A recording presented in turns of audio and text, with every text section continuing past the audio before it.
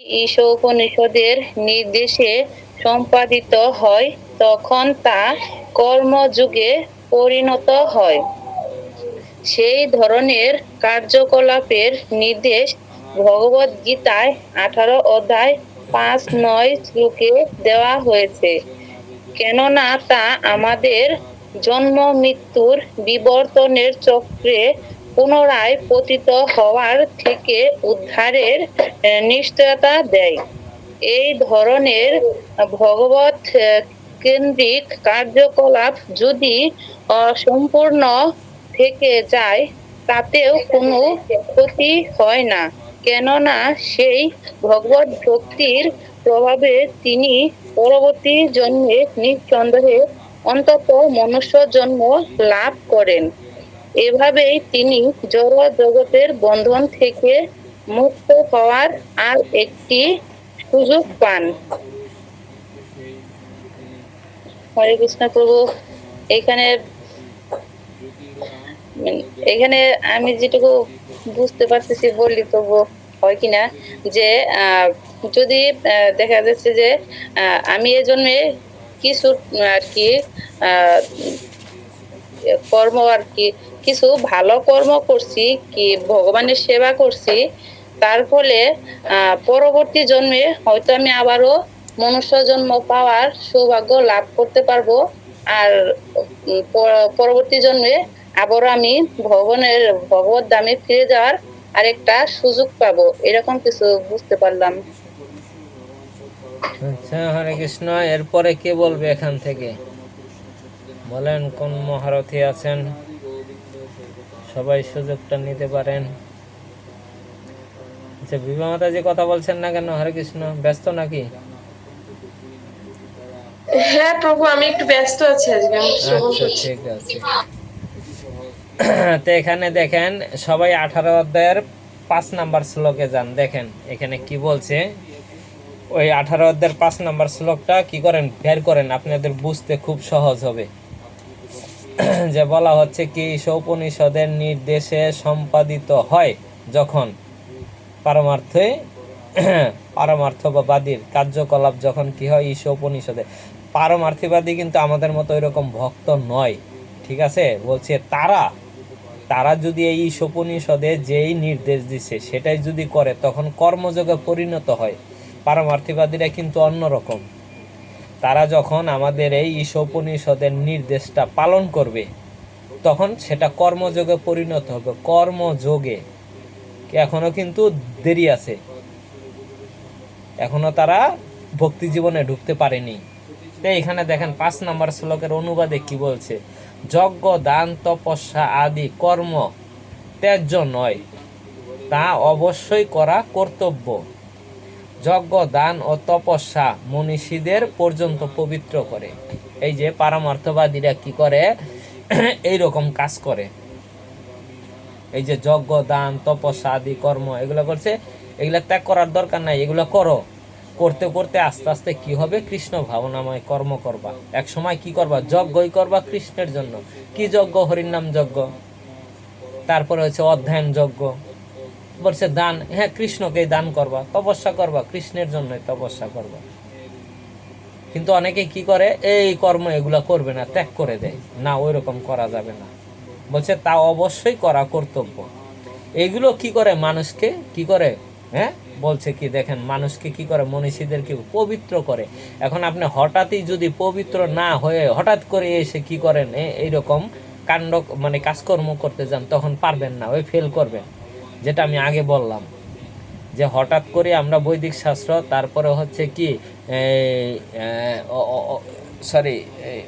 নিষ্কাম কর্ম, তারপর হচ্ছে অকর্ম, তা হঠাৎ করে আমরা ফাইনাল স্টেজে আসতে পারি না।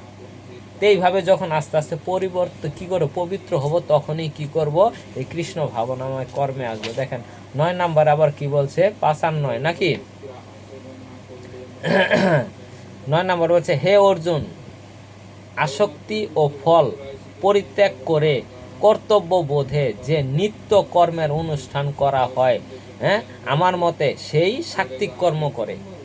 এখানে আবার খুব সুন্দরভাবে বলতেছে যে হ্যাঁ, কর্ম করা তো অবশ্যই দরকার। বলছে তাইলে আসক্তি ও ফল পরিত্যাগ করে কর্তব্য বোধে তুমি আসক্তি রাখো না এই কর্মে। ফলের প্রতি আসক্তি হইও না, ফলের প্রতি আসক্তিটা কি করো, ত্যাগ করো। তুমি মনে করো এটা তোমার কর্তব্য। অর্জুনের কর্তব্য কি ছিল? ওই ছিল আইনের লোক ও অর্জুন, নাকি? অর্জুন ছিল প্রশাসনের লোক, রাজা ছিল, রাজার লোক। তা তারা কি করে? তারা দেশ শাসন করে, যে তুমি তোমার কর্তব্য তুমি করো, তুমি ফল বা মানুষ মরবে এরকম কোনো কিছু আসক্তি রাখার তোমার দরকার নেই। তুমি নিঃস্বার্থপর কর্তব্য তোমার, তোমার কর্তব্য কাজ তুমি করে যাও, এতে কি হয় সেটা তোমার দেখার দরকার নেই। বলছে এই যে নিত্য কর্মের অনুষ্ঠান করা হয়, আসক্তি আর ফল পরিত্যাগ করে কর্তব্য বোধে যেটা করা হয় সেটা হচ্ছে সাত্ত্বিক কর্ম। আর এটাও কি করবে, এক সময় কি করবে, এই আমাদের পারমার্থিক কর্মে কি হবে, আস্তে আস্তে তাকে যুক্ত করবে। তাই এখানে সেই কথাই বলা হচ্ছে, দেখেন যে কি বলছে, সেই ধরনের কার্যকলাপের নির্দেশ ভগবদ্গীতায় যেটা পড়লাম দেওয়া হয়েছে, আমাদের জন্ম মৃত্যুর বিবর্তন চক্রে পুনরায় কি হয়, পতিত হওয়া থেকে উদ্ধার করে। আগে কি করছে আমাদের, আগেরটাতে আমরা পড়ছি কি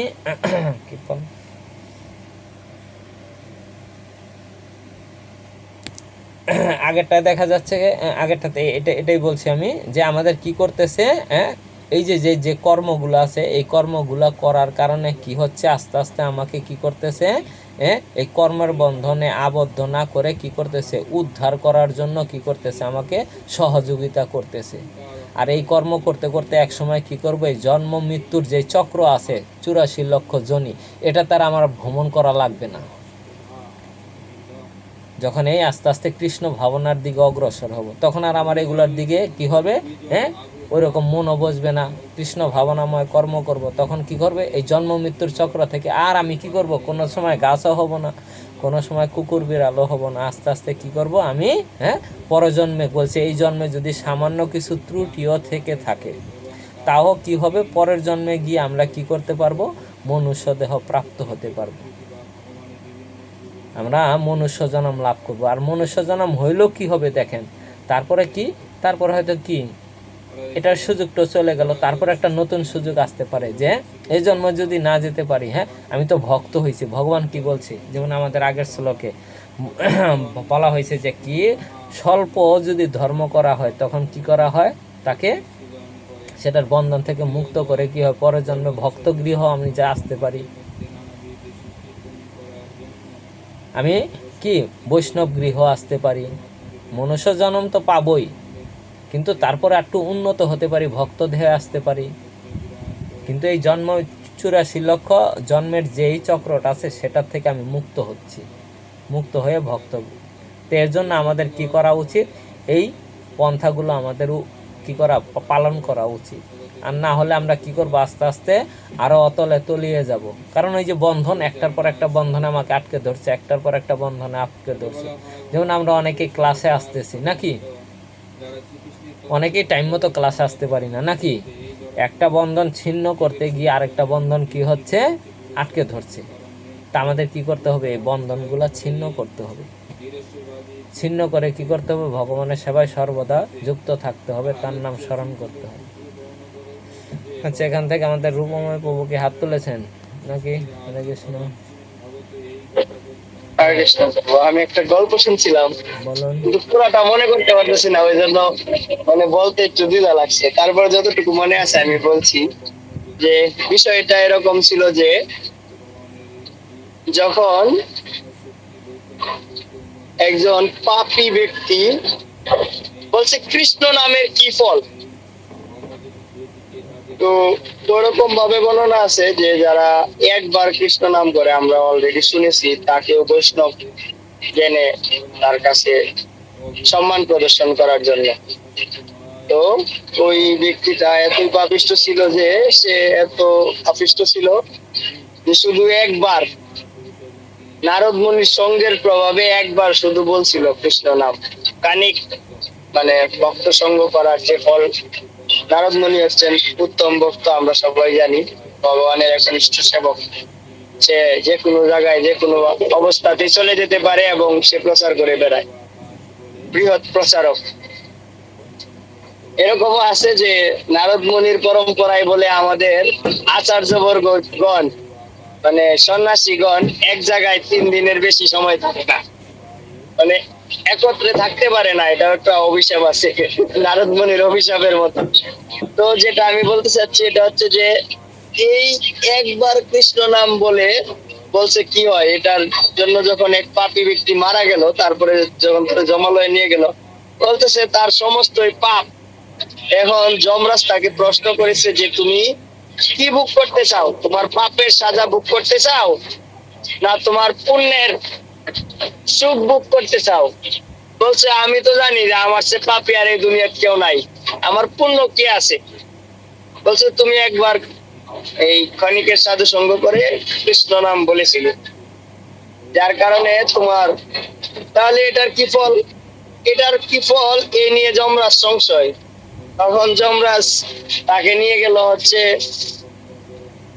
ব্রহ্মার কাছে, যে ব্রহ্মা আমরা জানি এই জড়জগতের প্রথম স্রষ্টা, মানে সৃষ্টির প্রথম স্রষ্টা হচ্ছে ব্রহ্মা।